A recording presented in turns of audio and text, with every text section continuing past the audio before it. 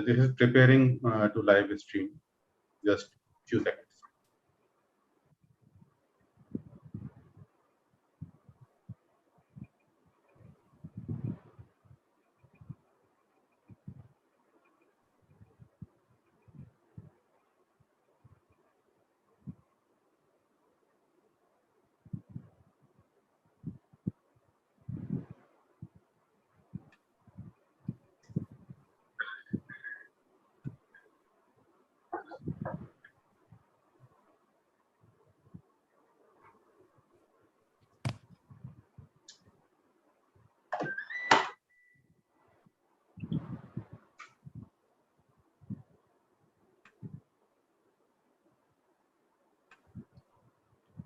Namaskar.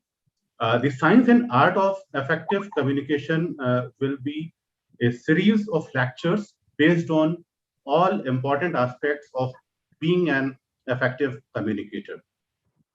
Today's opening lecture is on the importance of verbal and non-verbal communication. We all understand that effective communication is the key to success, and lack of effectiveness in this area can result in a disaster.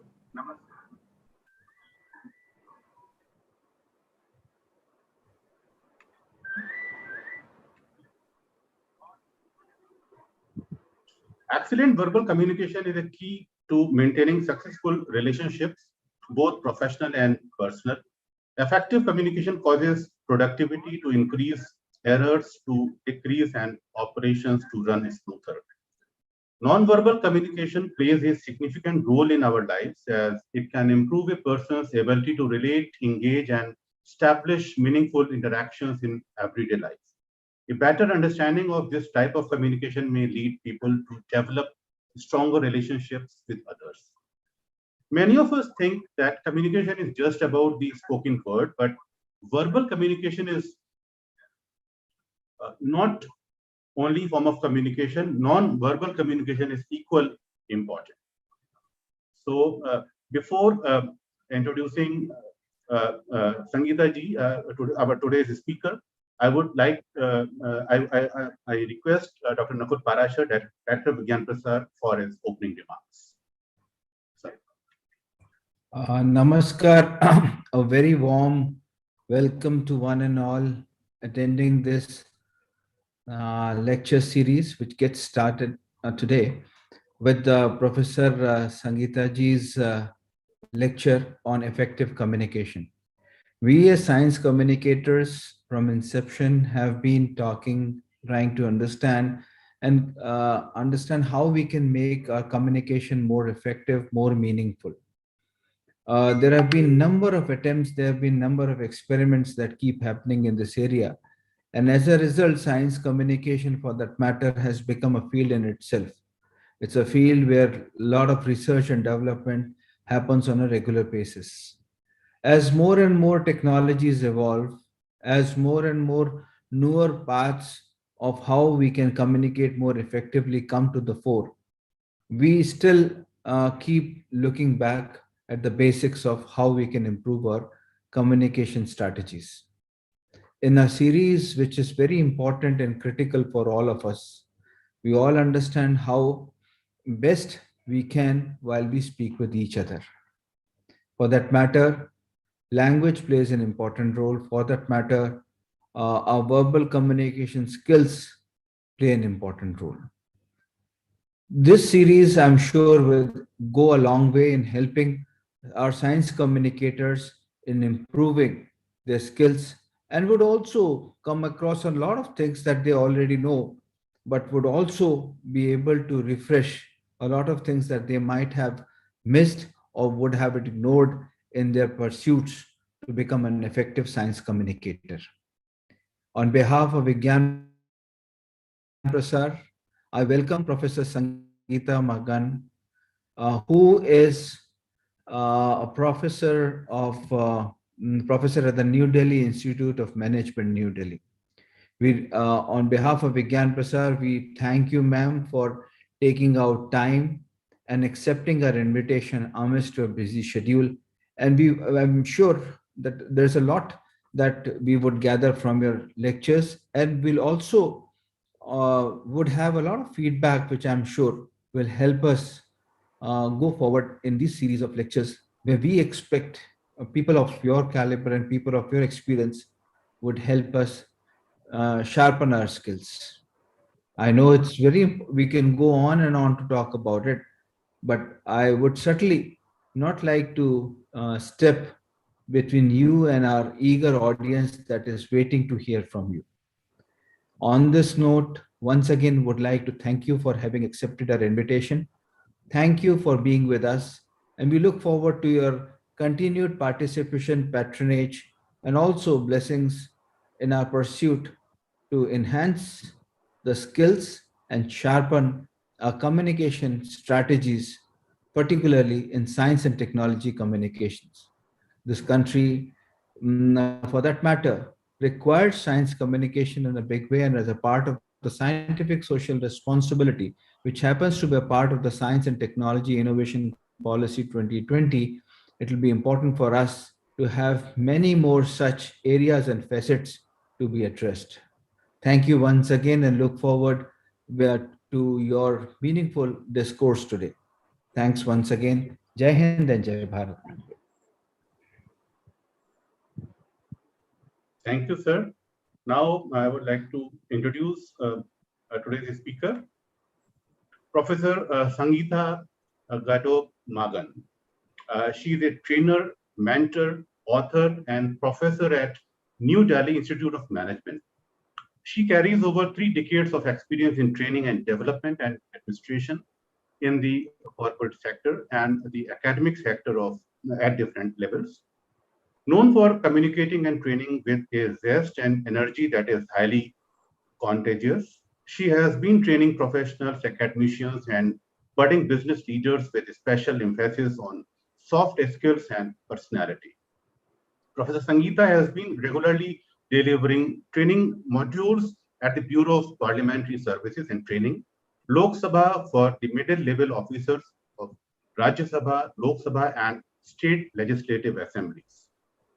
She has also planned, developed, and delivered training to academicians at various schools, colleges, and universities across India.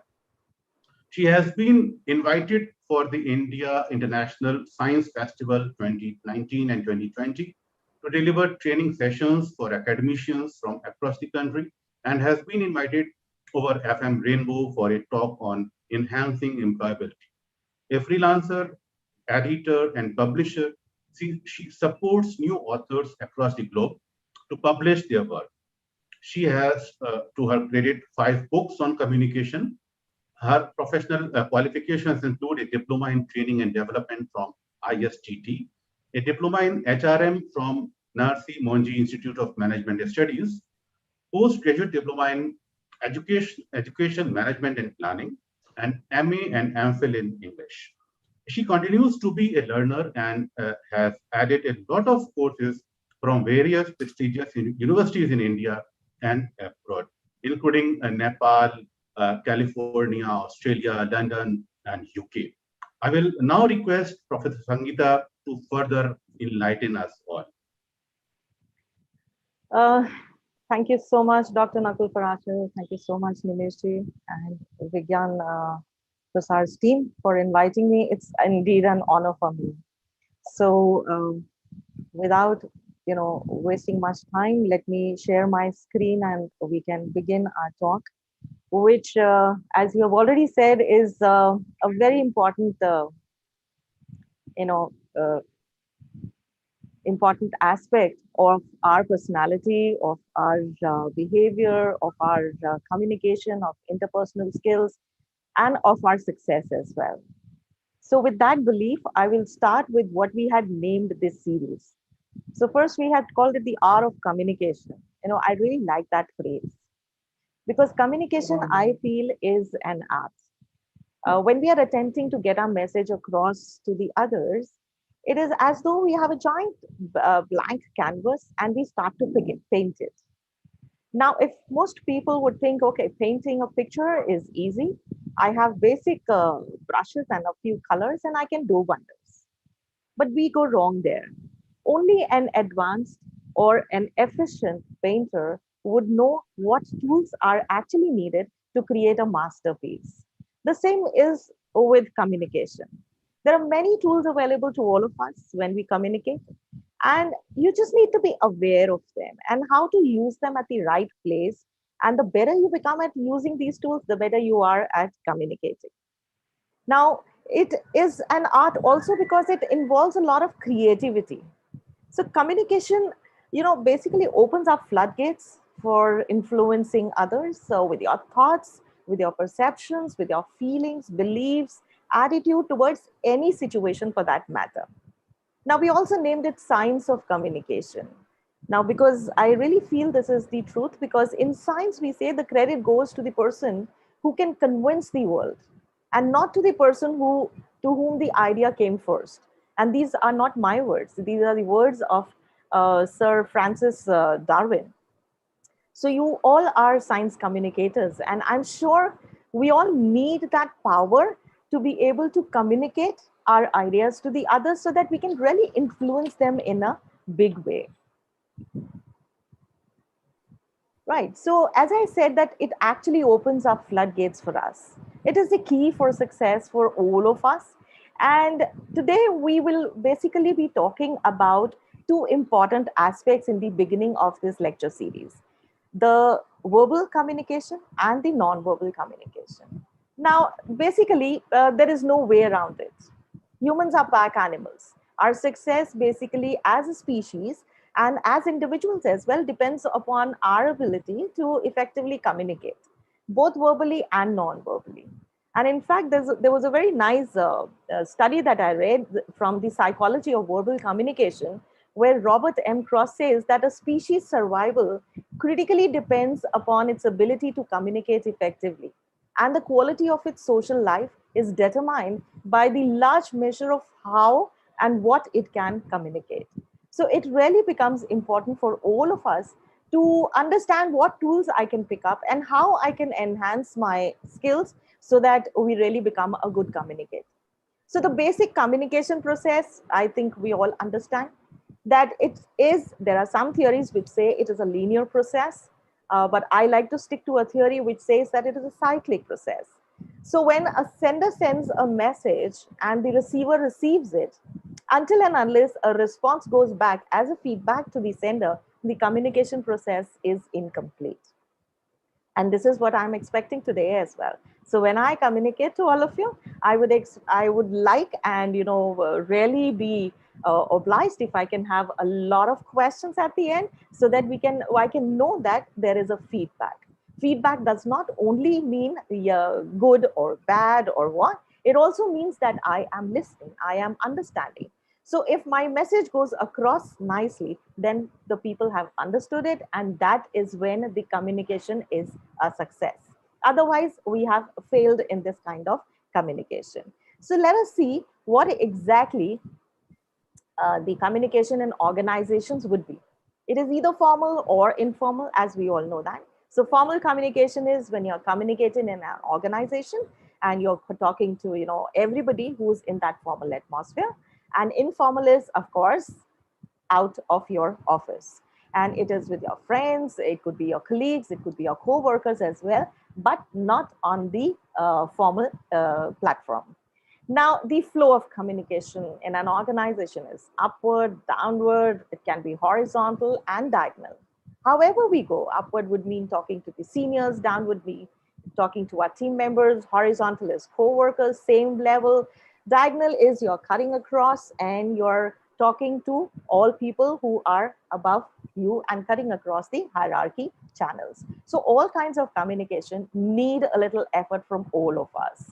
And let us say, why is it important to be communicating effectively? Dr. Parashar, Dr. Nimish, they both have said that how it is like the information is given across and how it travels in an organization. But important thing is, how do I maintain my professional as well as personal relationships? Is basically going to help people to accomplish all tasks that were necessary.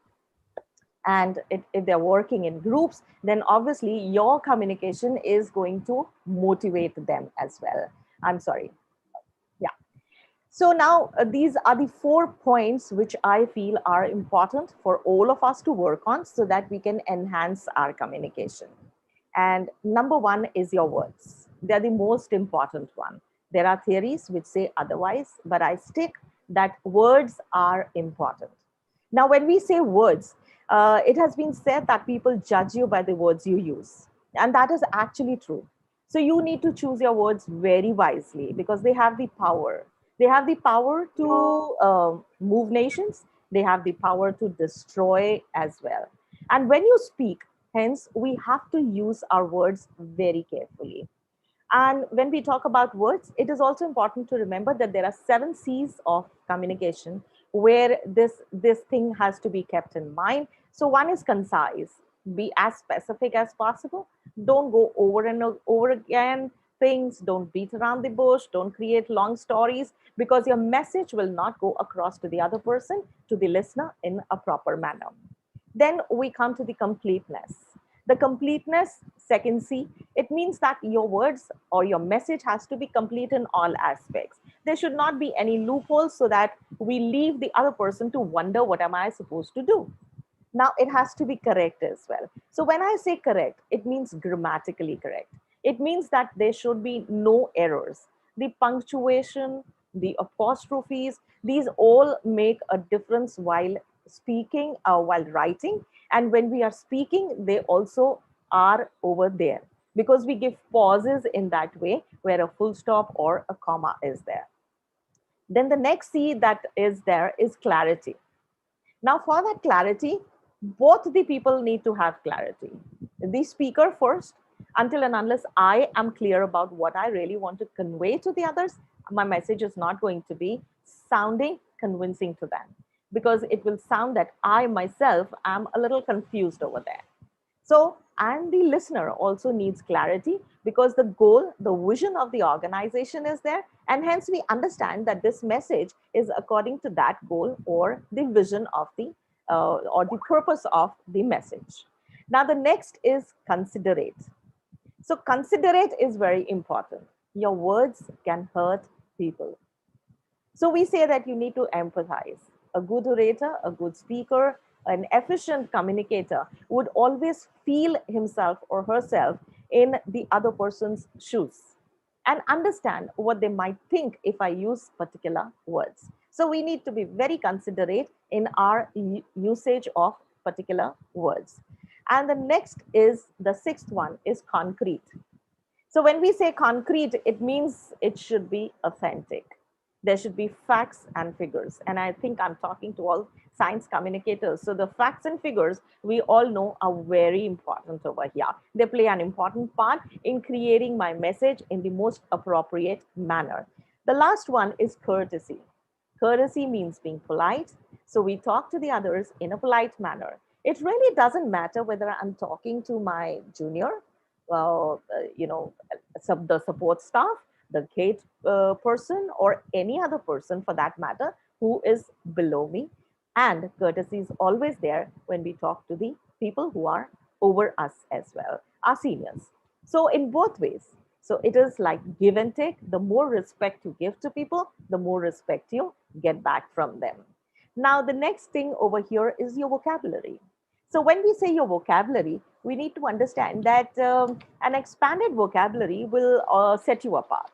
It enhances the communication process. So your vocabulary can basically reveal how educated you are, how sophisticated you are, and others might make judgment that that can affect your opportunities, your relationships with them. So it is always good to be increasing your vocabulary every single day as we move on. I remember when we were kids, we were taught to pick up five, probably words every time from the dictionary. But now I think the more we read, the better we are, the better is our vocabulary. So that's one way of improving your vocabulary. Now, another point that I've put over here is emotion. We would wonder why emotion in communication. It is important. My emotional well-being is going to, or my emotional stability, my emotional quotient is going to display how I talk to the others, is going to impact that, affect that. And hence the message will be affected consequently. So I need to understand that I have to have control over my emotions. I may be angry, I may be stressed, I may be depressed, I may have some other issues as well. But that does not mean that I convey my emotions to the others in the usage of my words or the usage of the way I speak to the people. The last over here is enunciation and pronunciation. So we usually mix up with these two words. Pronunciation is basically how I pronounce the words, right? So we all know how to pronounce because we've been taught phonetics and everything, I'm sure. But enunciation is a little different from pronunciation. So the emotions you come, the emotions that you communicate in your pronunciation or how expressing them well is basically enunciation, and it is often overlooked, key to effective communication, but it is imperative, it is very crucial to be clearly enunciating our words so that people understand us in the best possible manner. So moving on, now, there after all this, all the efforts that we really put in, all efforts that we keep putting in, it is very important for us to understand that there are communication breakdowns. Why do they happen? Because after using the correct words, after having the right usage of all the 7 C's we worked on, everything is perfect in our message, then also we find that there are errors. So just as important as what you say, important is how you say it. What tone are you using? When you speak, are you monotone? Or do you move your tone of the voice, changing it up, down? This will naturally, help people follow what you're saying. So we do say that, okay, a very bland tone is going to bore the people, but a little animation or little probably usage of your voice modulation is going to help people understand much better, and they are going to enjoy what you're speaking. So the number one concept is that I start enjoying what I am speaking, because until and unless I'm passionate about what I speak, I'll never be able to communicate my passion to the others. And hence, the story is going into a disaster. So a storyteller, how does he really convey a story depends upon how passionate he is or how passionately he is enjoying the story.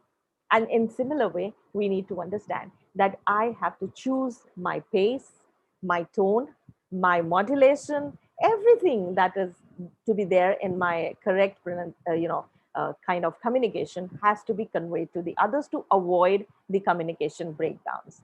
But yes, there are other reasons for breakdown as well. So let us look at them. Now, there are a few barriers to communication. I would not say few, but they are pretty a long list of barriers. So even after all the things that we do, linguistic barriers are always there. The mother tongue influence is always there. Cultural differences are there. There is overload of information, a lack of focus, inattentiveness. There could be a lot of noise around me. There could be distraction because of any other thing that's happening around me. Then an important thing is that there are layers in the organization, the hierarchy, as we call it, that also can be a barrier to the communication. So what happens is it's like playing a Chinese whisper. I'm sure we all remember that game. We used to play it when we were very small as well. So one person tells a message to one person. This second person tells the message to the third one, to the fourth one, to the. So this is called linear communication. And what happens at the end is that every person in this channel, every person in this, this entire the hierarchy or the people who are there in between this line would add and delete according to their own perception. So what message goes across at the end, or what the end person is about, going to say about the message, is going to be very much different from what the message started. So this kind of problem is there when we have too many layers in an organization. The next thing is it is a poor retention. People don't remember everything that you say. So it's better to use written communication at those times. If your message has a lot of facts, if your message has a lot of information that needs to be retained, so it's not just a simple message, shut the door. That's a very simple message. But if I have everything detailed over there, then the proper message is not going to be retained. Now the next one is very important. It is inaccurate interpretation of the message. So we have to avoid using some words which could give ambiguity to the message. So that needs to be kept in our mind as well. That is why we say we just don't say everything. We need to draft a message. We need to put a lot of effort into that message and understand, am I clear? Think of not you as I, but yourself as the listener, as the receiver, and see whether the message is giving clarity or putting across what you really want to put across. Now, the next is, of course, the emotional and the psychological status of people. Gender bias is also there. And of course, lack of enthusiasm is there. There are personal grudges as well, which may put a barrier into the communication. So all these things have to be really put an effort to be removing these barriers. Now I move down to what is called non-verbal communication. So as I said, what you say, there are theories like Professor Mehrabin has given us a story of or the formula of communication. He says there are three V's to communication. The first V is verbal, the words we speak. Second V is vocal, how we speak those words. And the third is visual, what people see. So all three matter, but in what order? So according to his research, it says that 55% is visual, what people see. 38% is vocal, what people hear. And 7% is the words, verbal effect. So it doesn't mean that words are not important. As I said, I actually believe that words are very important. So if my words are correct and I put the right tone, right kind of modulation to it, it is going, the 38% is also covered. Now let us look at the 55%. What does that really mean? That is your non-verbal communication. So it really affects how you communicate and what impact you really want to put on the people. Verbal communication basically coexists. It is nothing which is separate. It coexists along with your verbal communication, and it definitely affects people's perception about you, what you are saying. So what does it include?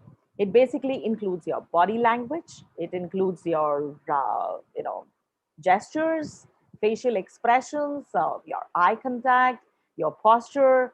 uh, Touch is also a non-verbal communication that I'll be discussing later as well. Now these basically talk about your behavior, your attitude towards the receivers, towards the audience. So how you, and it also talks a lot about you. So while the key to success in both personal and professional relationships lies in communicating well, we need to remember that it's not just the words that you use, but your nonverbal cues as well, or your body language that speak the loudest. So, what I said isn't what I meant. This is how people actually perceive our message at times. So we need to understand that what is non-verbal language all about. So moving on, number one is the paralanguage that I discussed earlier as well. Volume, pitch, speaking rate, voice quality, all matter. I need to take into account all of these to be an effective communicator. Then the next one is your, just give me a second. Yeah. So the next one is your face. And with this pandemic coming in, this face has become even more important, believe me. Because now most of the communication is happening online, technology, Zoom, Google Meet, and so on, all video calling. So this has become even more important now. And we say that, the face is the mirror of your mind, and the eyes speak even when you're not speaking. And this is something that we'll all have to take care of. So I'm sure we've all seen this, these are emoticons that we use on our WhatsApp and so on. So this is the emotion that we are giving across to the person. These are the facial expressions, and we really need to be worrying as to how people are looking at my expression. And they basically are the most powerful tools, I feel. Apart from those brushes, the colors that you had, so these facial expressions are your gestures. These become even more important tools for any good communicator. Now, the impact of our expressions is such that it can create an impact on people, which can be the everlasting effect, or it can kill your impression in one simple second. So we all have to take care of how we use our facial expressions as well. I'm sure we've all seen such expressions. So the art of non-verbal communication, I really feel that Mr. Bean is a live example of facial expressions. His movies carry no words. No words at all are spoken by him, or very rare words are spoken by him. All we get to know the story and we enjoy the story is through his body language and the non-verbal part and his facial expressions. So he is the master of facial expressions, of course, I feel. Now I move down to another thing which we call as proximix. So this is like another important thing. So how have you ever felt uncomfortable during a conversation because the other person is standing too close and invading your space? So we have to think that where we need to put a stop. What is it that is called my personal space? Because this is going to impact how your message has gone across to the sender or to the receiver. Intimate space, that's the closest one. Then comes your personal space, then comes a social space, and then comes the public space. So what are these? The intimate space is only and only for people whom you love, your family, your closest friends. Then we have the personal distance. We have social distancing today. So we have this personal distance which is with friends. Then the social distance is with strangers. We are regularly, uh, talking to everybody about social distancing. So here is social distancing. And this is only with strangers.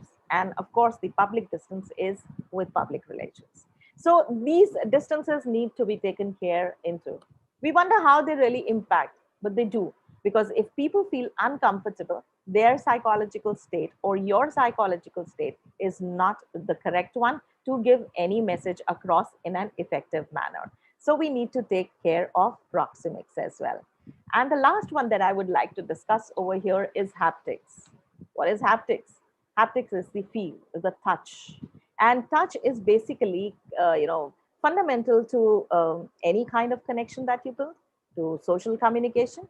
It's a form of a non-verbal communication using a sense of touch, like handshake, a gentle pat, a high five as we give to our friends. And these also matter because they can also help in communicating the right message in the right manner. Probably a kid in the arms of the mother, probably a touch by grandparents is something that really keeps us going, motivating, right? And of course the high five, that is of course a usual thing in the youngsters these days. And for us seniors, probably the handshake. So the handshake has to be in a proper manner as well. And there are times when a sluggish handshake can, kill your impression on somebody who's unknown to you. So we really need to work on all these aspects, and not only our handshake, not only our tone, not only all the things that I've talked about, but collectively the entire verbal and the non-verbal to be an effective communicator. It is very easy for you to understand these tools, and I'm sure we've all done them, as Dr. Parashar was saying, that we've all studied all this. We all know all this. It's nothing new for us. It's just reiterating something that probably we have overlooked, something that we think is not more necessary anymore, but it is. It is. Because if I really wish to stand in front of the audience and talk to them, I should understand what kind of confidence I need to have to be able to speak to them. If I'm standing in front of my coworkers and my team, I need to understand how my voice, my nonverbal cues, my words is going to motivate them so that we can all achieve the target together, whatever is there in front of us. And of course, even in any professional situation, in any personal situation, verbal and non-verbal communication is extremely crucial. We all communicate all the time. I'm sure we all do that. But just look back and understand how many times have we miscommunicated. I think it is more of miscommunication than the communication that usually happens. And that is why conflicts happen. That is why there are arguments. That is why there are times when people feel frustrated and depressed. So, communication is the key to any good relationship, whether it is personal or professional. And with that, I will end my presentation. And anytime I am open to questions which you may have put on chat. So, I stop sharing.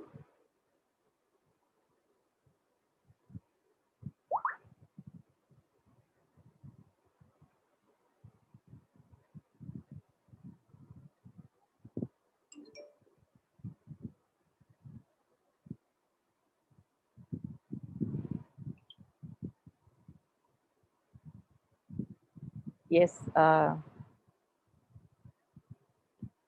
Nimishji.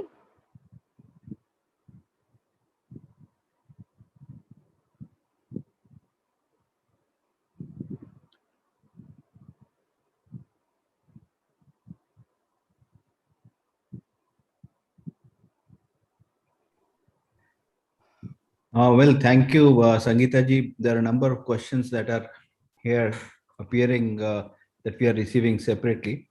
Okay. One such question that has come to us is that now most of us have experience a lot of MTA, the mother tongue influence, because we have a tendency of translating mother tongue English into mother tongue at the back of our head, and then we talk about it, and then that's about also about the flow of thoughts at that point in time.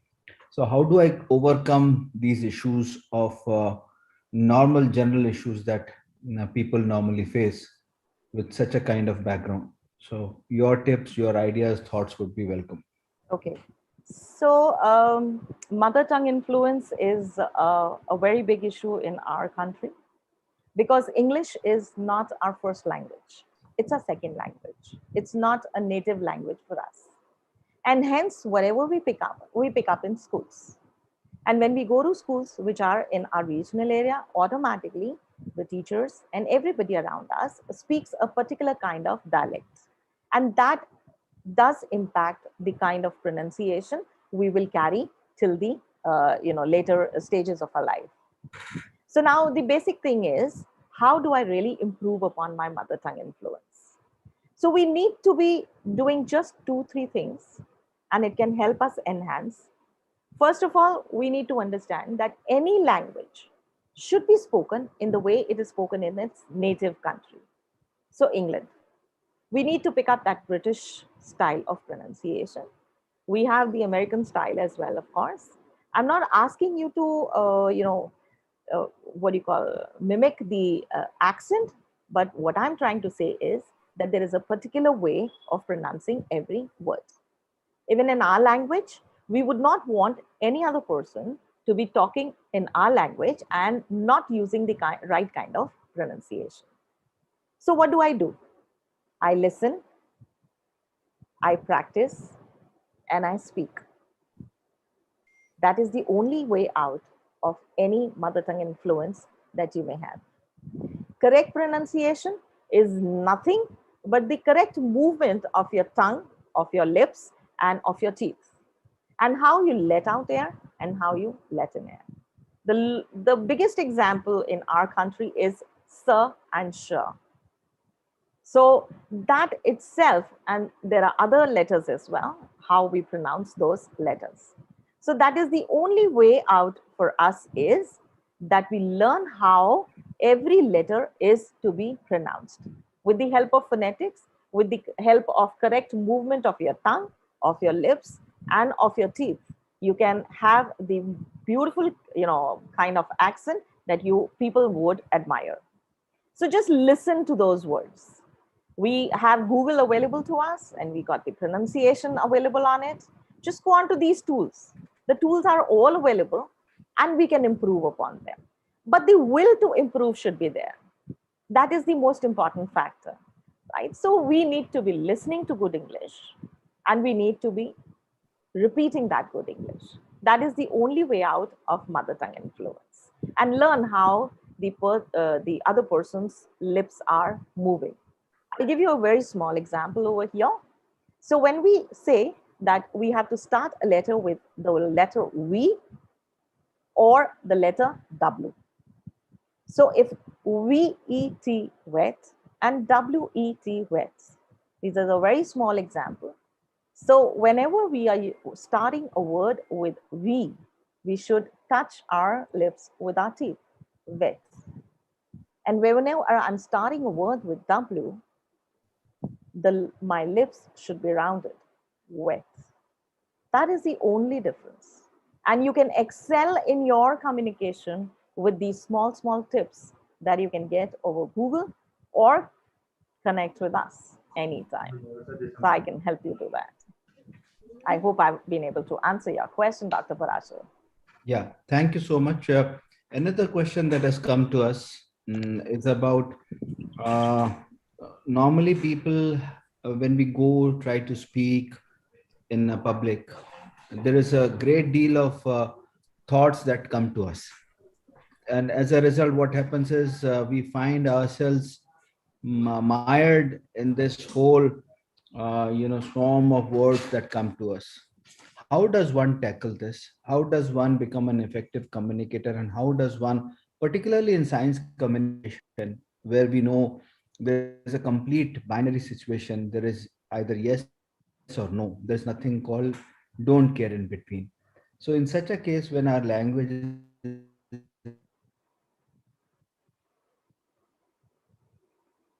I'm sorry. humbling at times. So, how does one have an effective way of communicating, particularly on a topic which is scientific and technological? So I would say number one, scientific topics should be even more easier. Even I'm sorry if I'm saying that, but don't worry. Even I'm a science graduate from Delhi University, so no worries. And I've always been into science for a long, long time before I switched over to English. So science communication is even more easier because we already have the facts and figures. And facts and figures, believe me, need no expression, no modulation. If I have to say that water boils at 100 degrees Celsius, it boils. I don't need any expression over there. No, right?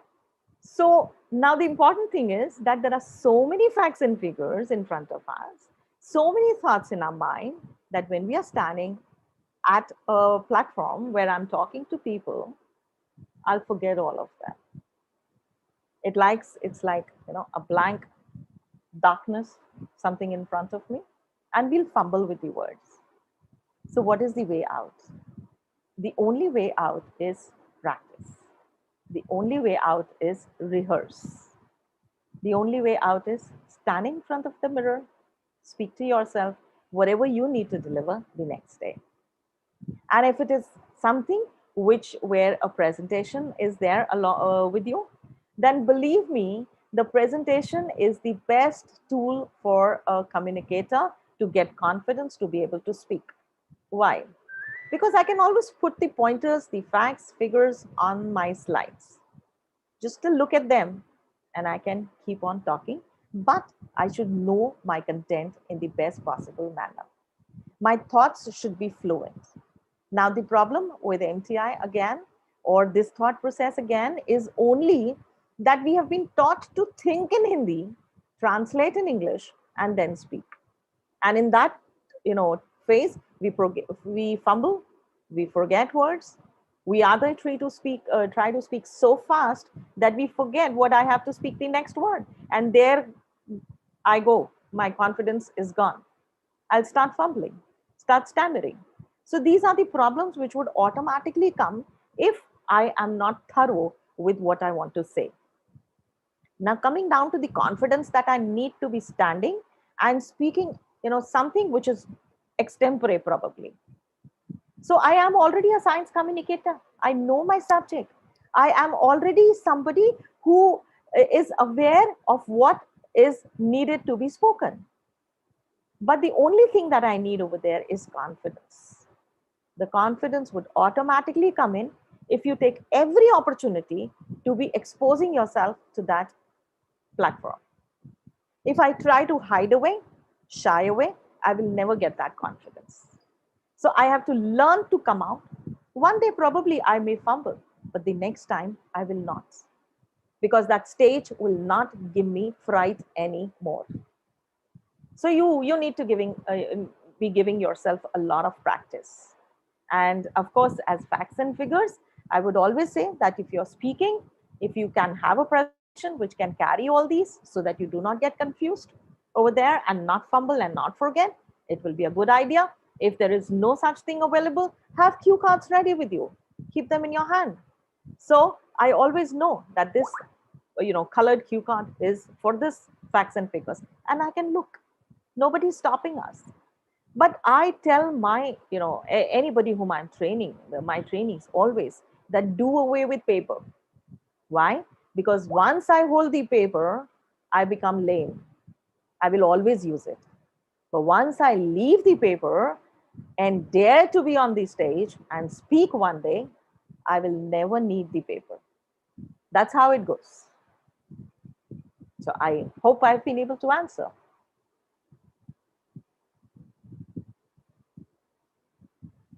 Thank you, ma'am. Ramanshi from Vigyan Prasar has a question. She asks, how can we carry a positive way of communication in the Proximix? Is in any public place or in a formal way? Please guide. So, Ramakshi, as I said, that we all feel comfortable in a particular space. We all feel, uncomfortable when people are very close to us and whom should not be close to us. So we need to understand and we need to draw a line for our own self as well. Never be afraid of telling people of your own, space that you need, and never enter into the space of the others. So it is always good to maintain that distance. And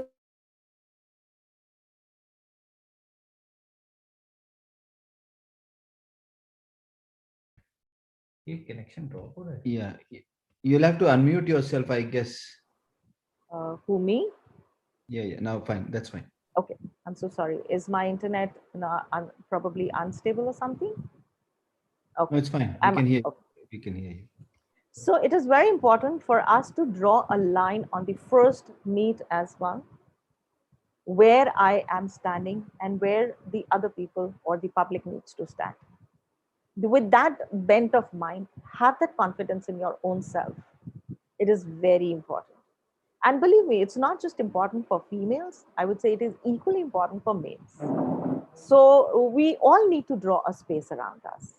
And it helps us to maintain it once we start drawing lines. And we feel comfortable as well. Because if we are uncomfortable, we'll never be able to communicate properly. So that's very important for all of us. And space is your personal area. Don't let anybody invade it.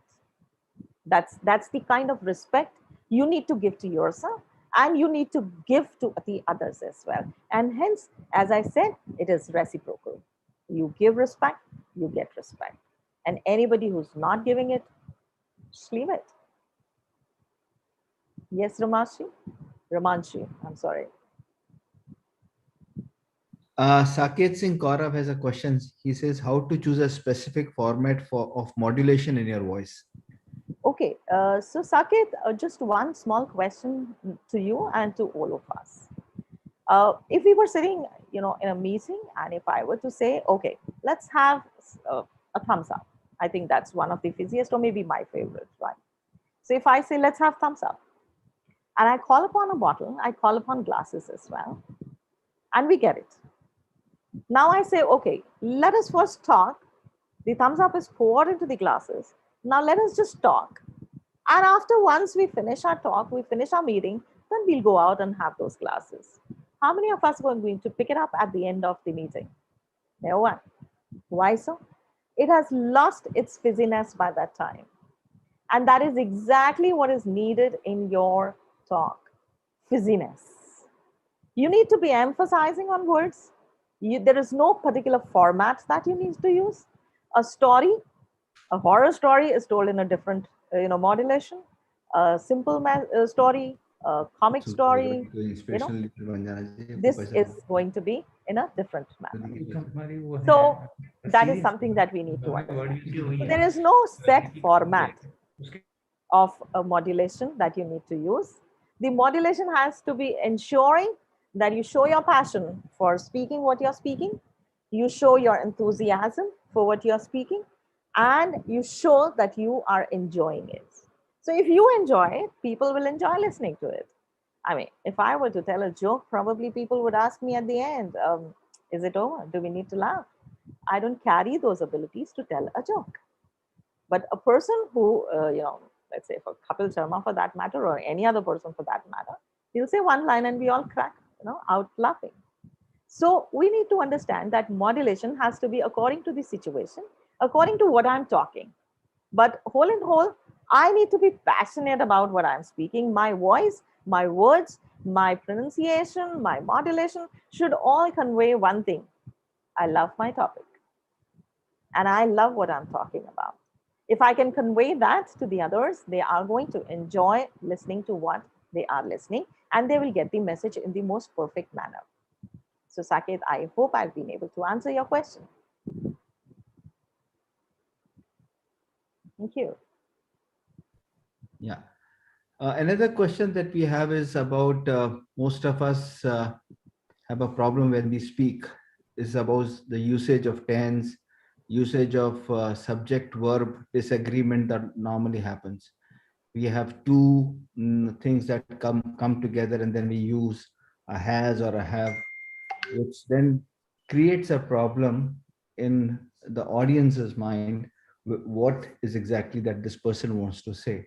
And Yes, especially what happens is in communication at a mass level, when one tries to speak extempore, these problems surface in a big way. So these are major issues that we at Vigyan Prasar and other places have felt on stages where while we speak, we have these problems that keep popping up again and again. So if you have solutions for this, we'll be more than happy to listen. definitely. So, till today, it's a very common thing that I find amongst my trainees when I'm going for a class or a training program which talks about written communication. So till today, I find that people, majority of the people, do not understand the difference between ITS and IT apostrophe S.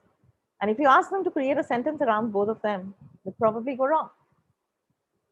Subject verb agreement is another major issue. Major issue. I am, go to the market. This is how people would usually say. So there are a few basic rules that all of us need to remember, and a conscious effort needs to be made over there. I'm not saying that you need to become a grammarian. I'm not saying that you go back to your Renan Martin. Renan Martin was supposedly, we were told that it is our Bible, it is our Gita, and that is how we need to treat it. And we need to, start from the first page till the end, and we need to know it all. But today, I'm not going back to the Renan Martin for my trainees. I'm not asking them to do that. So what do? A few basic rules we remember. Is MR always goes into ing. There can be no sentence where ismr is there with a verb and still not carrying ing. Why would I say that? Until and unless I am using ismr without any verb. I am a trainer. There's no verb in it. But I am speaking is always going to be ing. Another two tips that I would love to share, which I share on every platform, is your has, have, had will always carry a verb in the last form, third form. I have finished, I have eaten. And your do, does, did will always carry a verb in the first tense. I did not go to the party yesterday. The moment people see yesterday, they say, I did not went to the party yesterday. That is where we go wrong. So a few things, a few tips.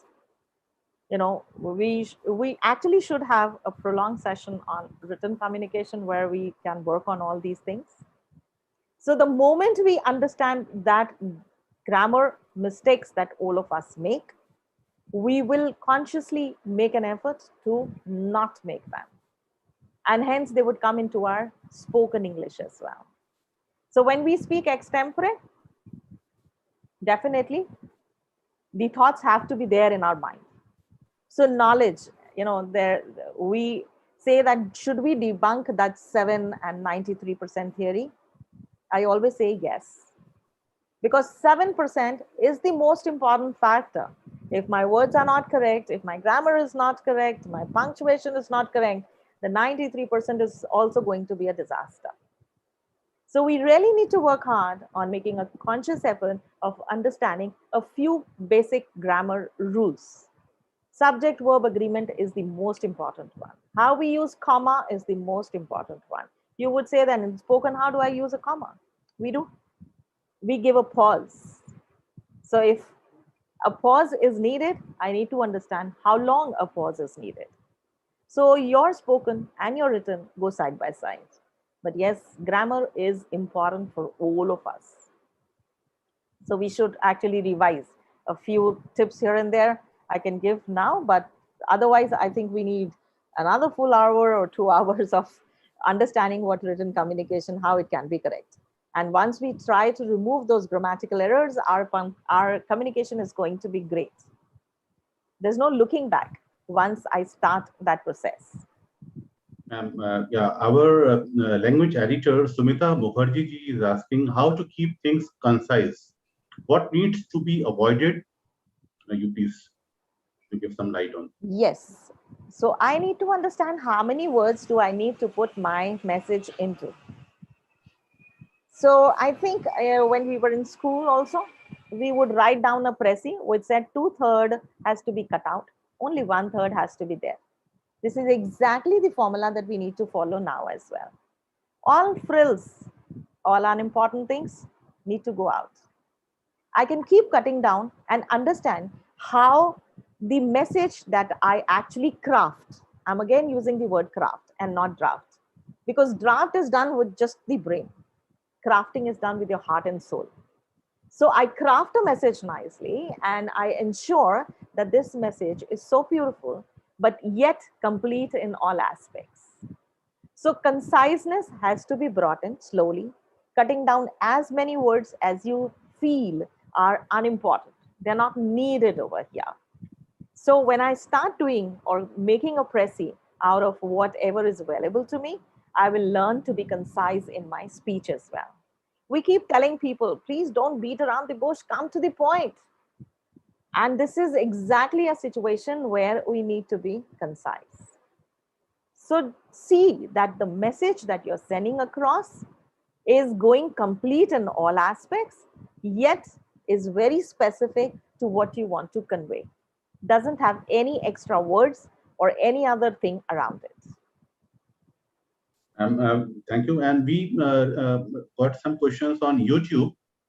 One question Shashi Kesh is asking, some people speak and tell faster not because they are nervous, but they have got used to it. So what does it gives impression about that person? Actually, he want to ask about the some consciousness or some nervousness of the speaker. See, the first thing that we say is that we as Indians, because again, I will reiterate that English is not our first language, right? We as Indians speak very fast if we are nervous, because we just want to rush through the message and just leave the stage and go back, or leave the mic or wherever we are speaking. That's one thing. Now, if a person has a very fluent speech, has fluency of thought as well, and words as well, so it really doesn't matter. But as a listener, please understand, the listener is not going to be able to digest whatever you have said, because his rate of understanding is not as great as your rate of speech. So we need to keep a control on our rate of speech. The pauses in your communication when you're conveying a message is has to be there, because it is not a casual talk that you are doing. If you're talking casually to your friends, you can be as fast as possible. It won't make any difference. But if you're talking to an audience, then audience are of different levels. You need to understand that they have to digest that message, they have to understand that message, and you automatically expect a response from them. So if you're expecting a response from them, then your communication must have pauses. A good orator would always speak slowly so that the people can digest. It's not about giving a speech which half the people listen and half the people just hear.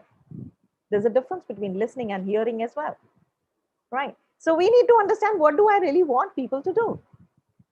So conscious effort has to be made that I do not speak very fast. It has to be very slowly, and it all again depends on what you're trying to convey. If you're just trying to convey a casual story, it won't matter, because the details do not need to be remembered by everybody. But you, as science communicators, you are going to give a message which has a lot of details, which the other person should understand, digest, retain as well. So you have to go slowly. You have to give the pauses which are needed. Right, ma'am. And one question, Vibha Saklani is asking, a person's aura also speaks a lot. Positive aura is full of life and gives a motivating feeling, good factor. Definitely. So the aura around you should be something which creates a wow factor. Why should I really create that? As I said, visual. What people see. If they don't see a smiling face, if they don't see positive vibes coming from you, they will avoid you. So, what do you wish? You wish to be a positive magnet. If you wish to be a positive magnet, then give out positive vibes. The aura that you create around yourselves should be so positive, so welcoming, that people feel, wow, I can talk to them. That there are people who have a grumpy face, who are always angry. You don't want to talk to them. We don't. We'll avoid them. So you need to create an aura around yourself. And believe me, to create something, to create an aura which is probably admired by people, we don't need to be a born beautiful or a born handsome person. We don't. We don't need to go to a salon to be looking good. We don't need to go be wearing an Armani or a Zara to be looking great. What we need to do is our inner peace. Do I really enjoy my life? Am I really happy with my life? Am I really feeling blessed? That is important. We would feel, I mean, many of us would feel, how does that really mean in communication? But it does. If I'm happy inside, I feel blessed inside, believe me, I am going to be positive. I am going to be optimistic in everything that I do. But if I am feeling depressed inside, frustrated inside, angry inside, the kind of communication that is going to come across to me is going to be same on the lines of that pessimism that I'm carrying inside me. So you need to be optimistic. You need to be full of life, because see, actually the pandemic has taught us that life is not even certain. We already knew that, but it has given us so much of more uncertainty, and we need to be blessed. Why are we really talking about materialistic things? I mean, there's a lovely line by Shakespeare which says, I was crying for shoes, but I saw a man without feet, and I know I'm blessed. So, this is the feel that we need to carry with us. And to feel happy, to smile every day is going to give a lot of positivity to you, positivity to the people around you. Believe me, you'll be more productive in the organization. and you will actually give more productivity to the organization. You'll achieve more goals and your team is going to be happy. That's how it is. And ma'am, one question from my side. Scientists communicate sometime to scientists or fellow scientists or scholars or some class of audience. Sometime they communicate to masses, sometime to policymakers, sometime to villagers, farmers, urban, rural citizens. So, as per the stakeholders or target audience, we scientists or science communicators have to vary our messages, vary our presentation. So, I just want to uh, kindly share some tips for our scientists if they present their research to layman. Okay. What kind of layman's perspective? Because research or research paper has a methodology, some problem, some I know. they give some solution and some scientific method and some results and all. So a lot of pie charts, diagrams and all. So that kind of material is not very suitable for masses to be communicated. So if we communicate masses, general audience, layman, aam aadmi, so what kind of uh, uh, preparation or what kind of communication is required? Okay. A very nice thing. Very nice question as well. Now, the first thing before I really speak in front of people or present in front of people, the first thing I need to do is my homework.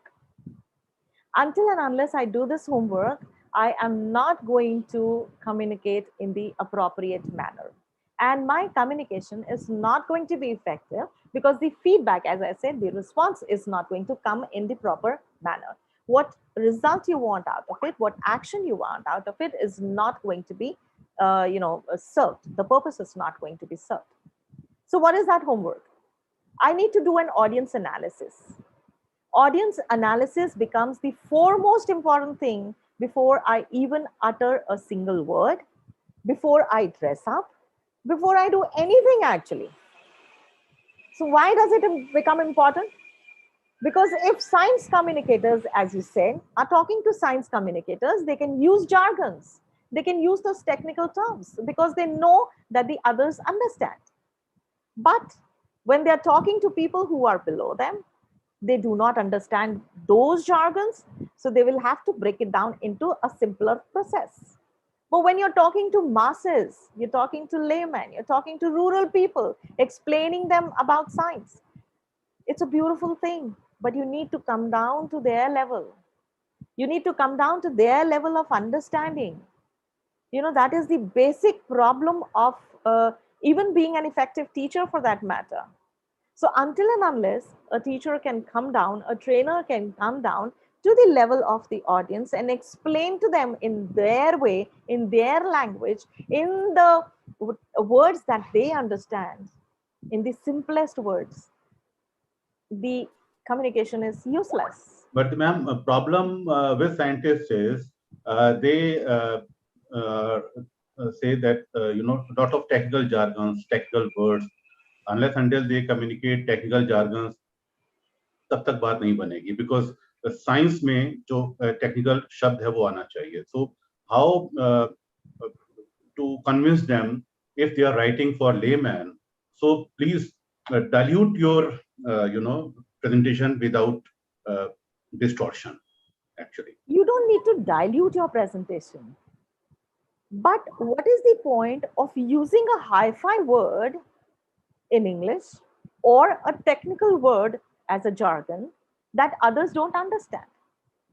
And if you really want to use it because you don't want to say कि मुझे ये नहीं आता था, या this scientific word I was not aware of, we go wrong.